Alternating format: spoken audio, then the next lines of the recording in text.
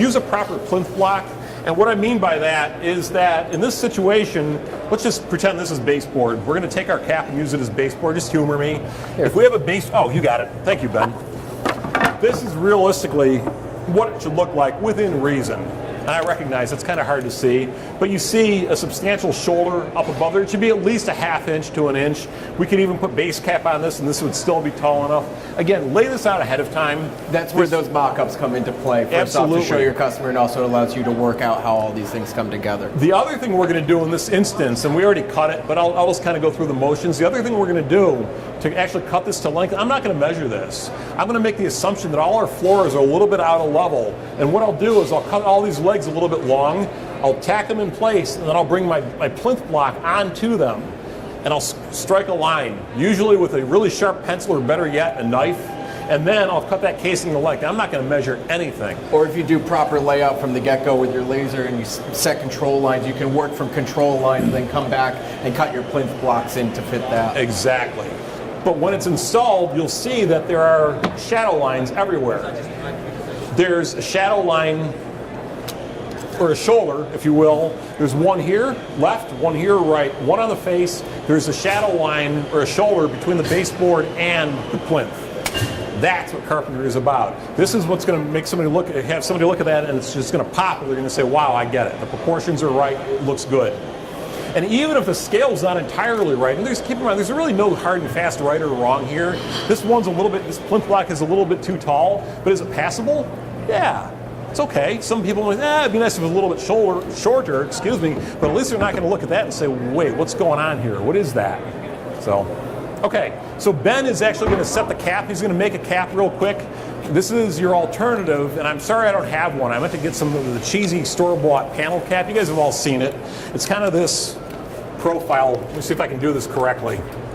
It's typically made for real thin, we call it imitation beadboard. You guys have all seen the beadboard panel wainscoting? Yeah.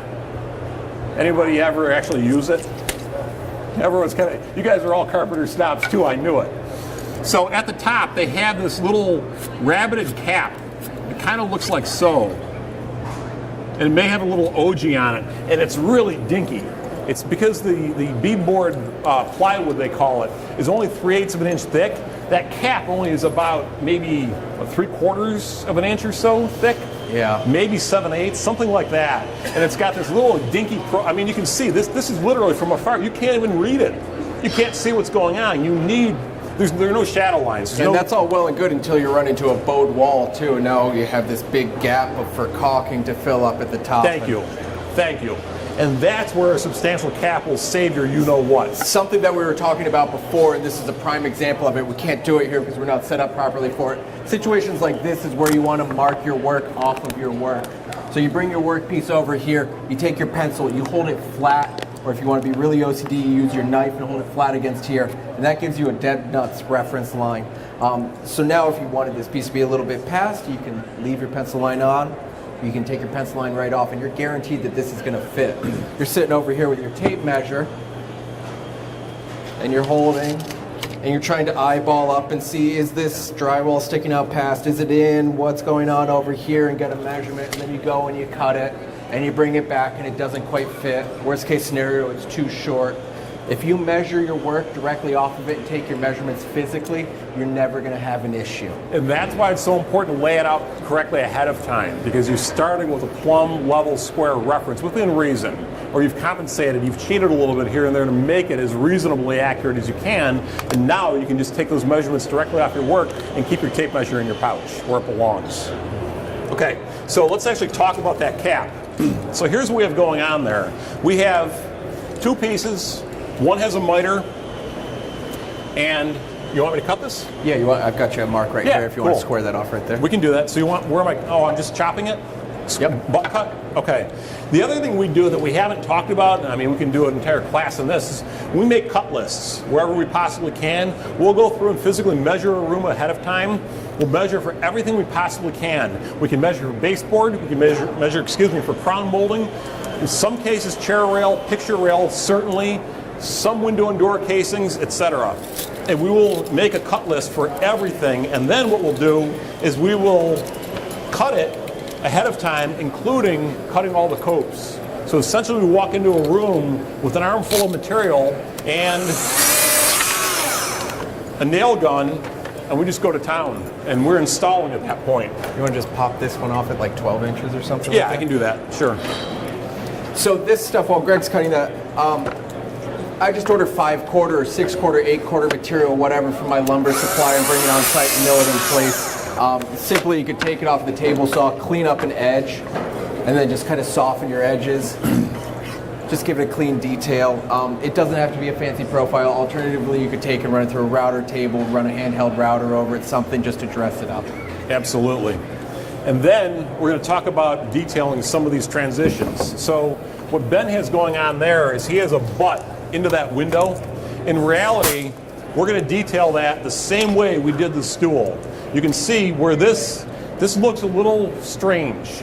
It's, you know, this is why we're doing this. You can kind of see the difference. If we just butt it in there, it's kind of unsupported, and it doesn't look like it was intentional. If we actually take the time to cut a little notch in there and land it on the casing, now it looks intentional. See the difference, though, between this? Or you will once he installs it. And then when we actually are installing it, the next thing we're going to do before we nail it in, we're going to scribe it to the wall. And this is where, as I mentioned before, this is so important that you have some material that actually has some meat to it, because you can take your scribes and you can set them. Do you have scribes on you? Not in my pouch. All right. No. You can take your, I had a pair, but that's okay. We will actually take our scribes and we will, I got them.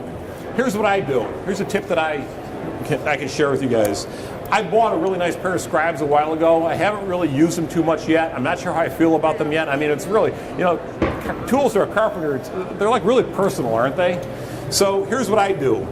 I take a cheap set of scribes. These are like your, you know, $4 scribes that almost everyone has, because there's really very few good scribes in the market in the sub $25, $30 range, and no one wants to carry a $30 set of scribes.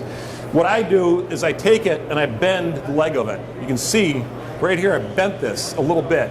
The reason I do that is because if I just have this reference against the wall, first of all, I can mark up the wall, which I really don't want to do. We work in a lot of finished houses, and I don't want to be dragging a set of steel scribes Little gray along the line finished left wall. across the paint. If I bend these out just a little bit, here's what I can do. I can set them to whatever dimension I need, and then real quick, I can do this. I'm following that line on the wall perfectly. This little offset will make all the difference in the world. The other thing we neglected to mention, when I make that cap, I'm going to back bevel it. I'm going to rip the back on about maybe a 10-degree or so bevel. And what I mean by that, let me give you an illustration. If this is the back edge of it, right now this is at 90 degrees. In reality, when I rip this, I'm going to bevel it around maybe 10 to 15 degrees. The reason for that is when I go to scribe this, I've got a lot less material to remove at the top. I mean, this is simple. Like, This is the same thing when you come into doing cabinet fillers or something like that. If you take and just back bevel it, now you can sit there, instead of having to hog away material, you can use your hand plane and just take a little bit off, work easily like a gentleman, and fit everything nicely. like a gentleman. Sandpaper. Like a gentleman. We try to work like gentlemen. Well said. Well said. Okay, dealing with miters and self-returns. Go ahead. You want to take it? So, I don't know how many of you guys are familiar with these. These are just the little miter clips. These work great. So in this situation, you'd come in, you'd pre-glue it. We'll actually put a biscuit in there. I'm this kind of meticulous about this. I'll go ahead and slot that. If it's wide enough, I'll slot it for a biscuit. I want some type of mechanical reinforcer in there if I possibly can. End grain to end grain isn't a very strong connection, even with glue. If you're going to do end grain to end grain with glue and no clamps, forget about it. It's not going to hold up. You must clamp your material. You must clamp the material for the glue to set properly. If you read the label of any carpenter's glue, they require that material that you're clamping together, that glue to be applied under, as we say, under pressure. You have to clamp it, and this is where these are really slick. A lot of times I'll do that and let that sit up for about a half an hour, come back and pop those clips off, and then I'll run screws through it versus biscuiting it. Can I borrow that? These are really cool. These are really neat. You'll find, once you have them in your toolbox, you'll find yourself using them a lot, all sorts of things, making those little returns there. If you're making like mitered long outside corners, you can pin those pieces together, holding back bands in place for you while you work. Okay, so let's back it all up. So for those of you that weren't here before, we're going to revisit this picture. What's wrong with this picture? Have we fixed everything in this picture? Have we given you guys enough information that you know how not to do this now? Yes or no? Seriously. Yes or no? Yes? Who says no? What else do you need to your learn? house when you get home? Oh, yes.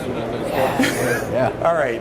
We've talked about proper transitions. You guys are going to remember the shadow lines. People say remember the Alamo. The hell with the Alamo. That was centuries ago. Remember the shadow lines. No rosettes on the bottom. No rosettes on the bottom. Excellent. That's your takeaway. Right on, man. We knew we could count on you. Use the correct proportions. Use the correct plinth blocks. Remember the shadow lines. Use the proper terminations. And use the correct material, for Pete's sake.